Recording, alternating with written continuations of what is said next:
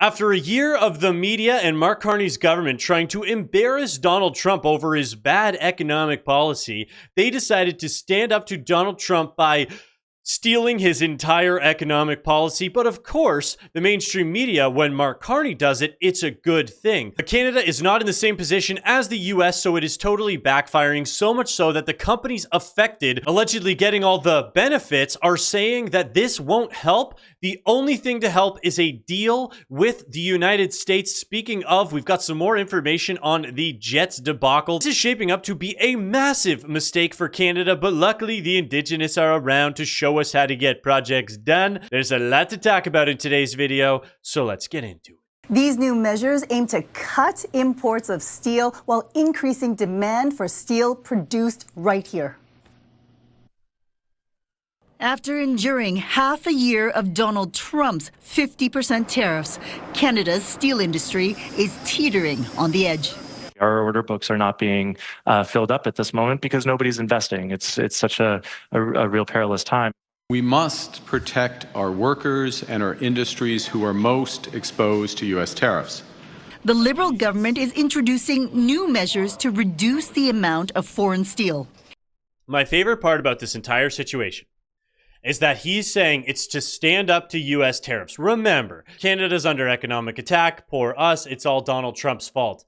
But what he's doing is using almost, obviously there's a little nuance, but almost the exact same policy, making the exact same arguments that Donald Trump made when he instituted all the tariffs. And he put out these tariffs here saying, oh, they're going to be these global tariffs because we need to bring manufacturing back to Canada. We need to protect Canada's manufacturing base. So what can we do to maybe encourage that? What if we put on some tariffs? So are you admitting now that the tariffs do work and that the US is not actually doing the wrong thing, which you've accused them of this entire time? The irony is, conceptually, I would defend these Canadian tariffs as a way for us to stop steel dumping from other countries. The difference is we don't have the domestic demand that the US has. We don't have a dynamic market and manufacturing base that can find our way around this. So this is not going to be a good thing. And when we get to the video where the companies are saying this isn't helpful for us, maybe we can finally get the media to admit it.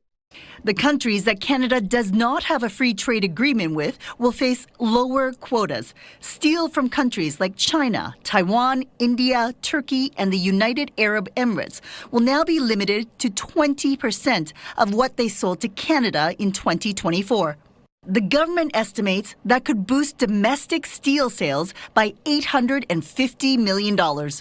Other countries with free trade agreements will be capped at 75% of what they sold last year.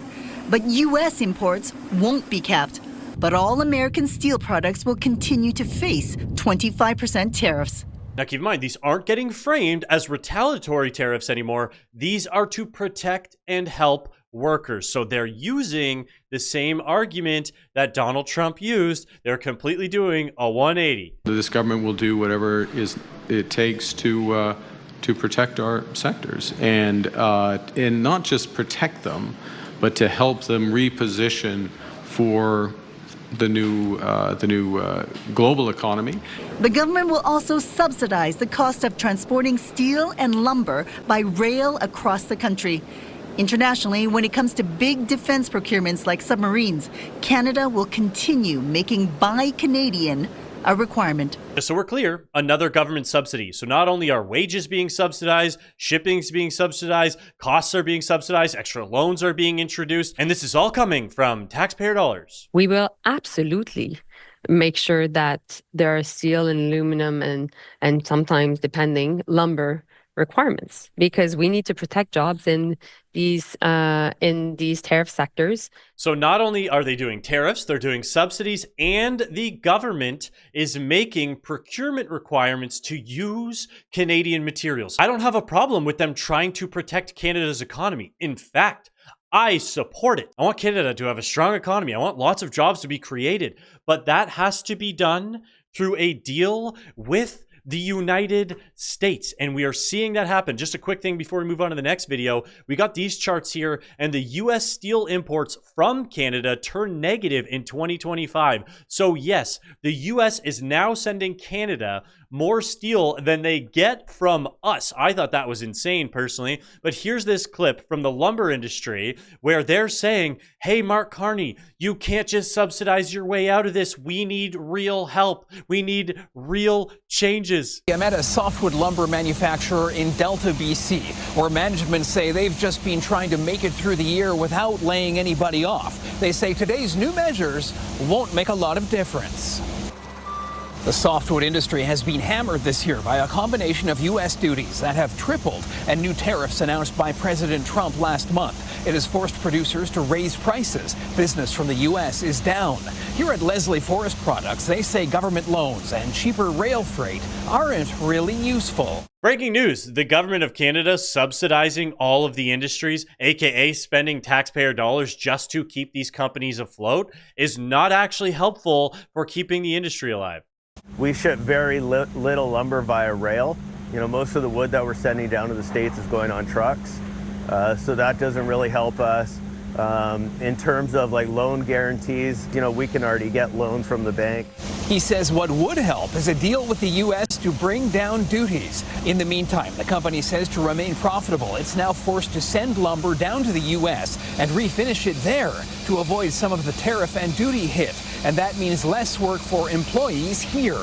We're scrambling to find work just to keep our guys going until Christmas. So the people who are most affected, the people who are trying to get their actual business done, are saying they need a deal with the United States. That's the only way to protect these industries. So the idea that we spent a year of our entire media, our entire government just trying to beat up on Donald Trump and the Americans who held all of the cards from the beginning, now we're going to try and do what they're doing, not as retaliatory, but just to protect our domestic market, protect our workers when we don't have the leverage, we don't have access to other markets. There has to be a deal with the US. When it comes to getting a deal done with the US, and we're about to make an almost $30 billion purchase with them, maybe we use that as a positive part of the discussion and say it's a way we'd like to work with them on these jets, instead of spiraling and allowing our dunderhead politicians to constantly make statements about how we're breaking and rupturing the deal with the US. We're going to break this deal when we found out so much about these jets. This video shows how dumb the Canadian government truly is. Donald Trump, you may have heard that the Carney government is reconsidering its multi-billion-dollar purchase of American F-35 fighter jets. Now, the leading candidate as possible replacement would be the Swedish Gripen. Newly obtained figures show how the F-35 clearly outperformed its Swedish rival in terms of military capabilities during the competition held by Canada in 2021. So I'm not an expert, but if it clearly outperforms the jet, and we'll wait till we get into the numbers because it's not even close. The F-35 is a way better jet, and we need a trade deal done. And the aftercare and all the costs and all these things turns out to be also better for the F-35. I don't know. The CBC's Daniel LeBlanc has been looking into this, and he joins me now from Ottawa. So let's talk about what these results tell us. Yeah, well, the results come from Department of National Defense, and they show the quite clear, stark difference between the F-35 and the Gripen, as fighter jets are quite different. So in terms of military capabilities, the score came in at 95% of all available points for the F-35 built by the American firm Lockheed Martin. By contrast, the Gripen, built by Sweden's Saab, only got 33% of the total score for military capabilities. So 95% versus 33%, I would say there's definitely a gap there. So right now, the way this is being positioned, Canada's government, just to spite the US, is choosing to not follow through on this deal and get Canadians a way worse technology. Okay.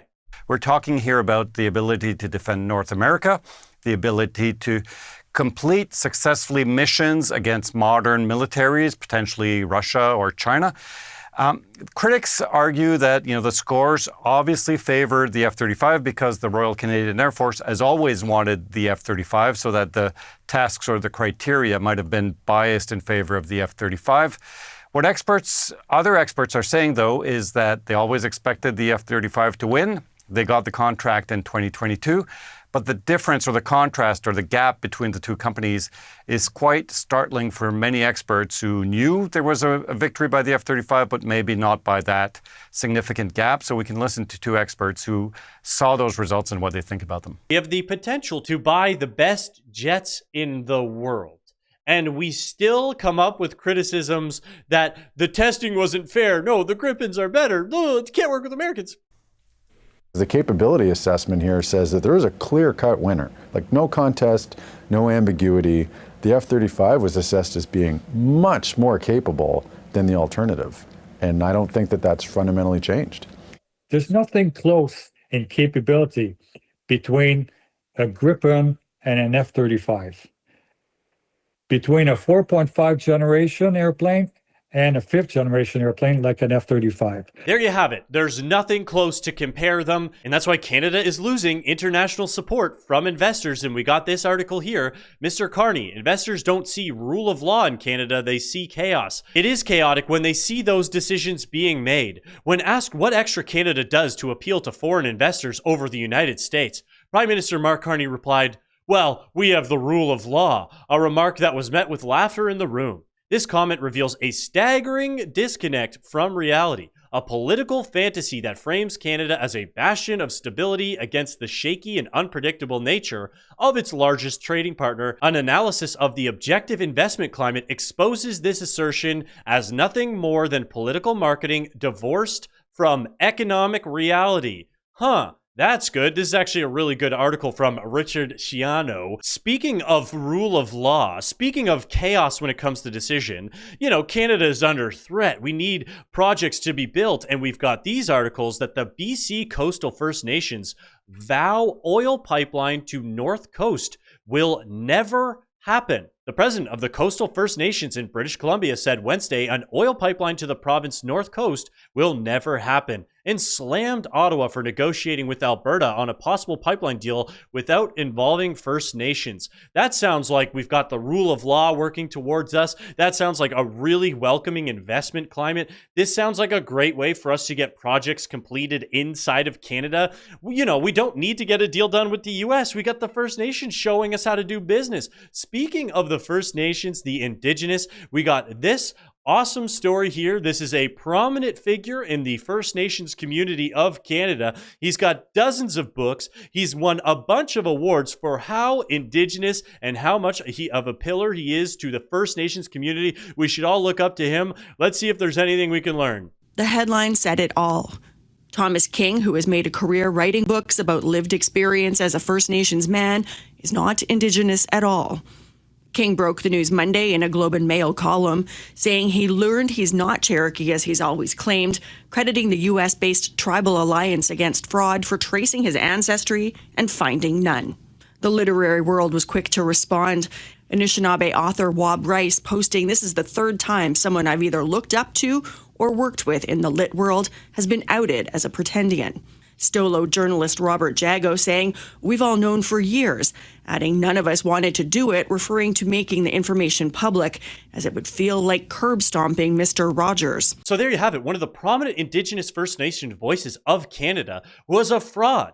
These are the people that we have to listen to when it comes to getting projects done in Canada.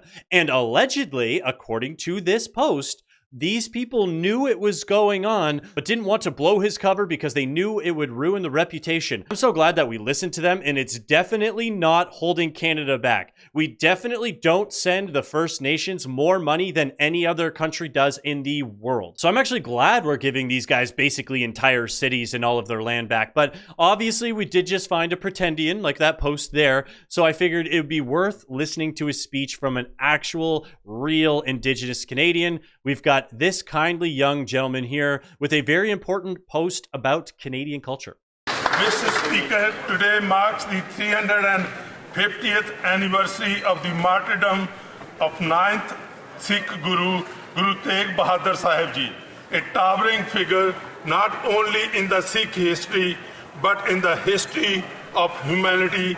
His supreme sacrifice to defend freedom of conscience and to protect the rights of those persecuted is a timeless lesson in moral courage.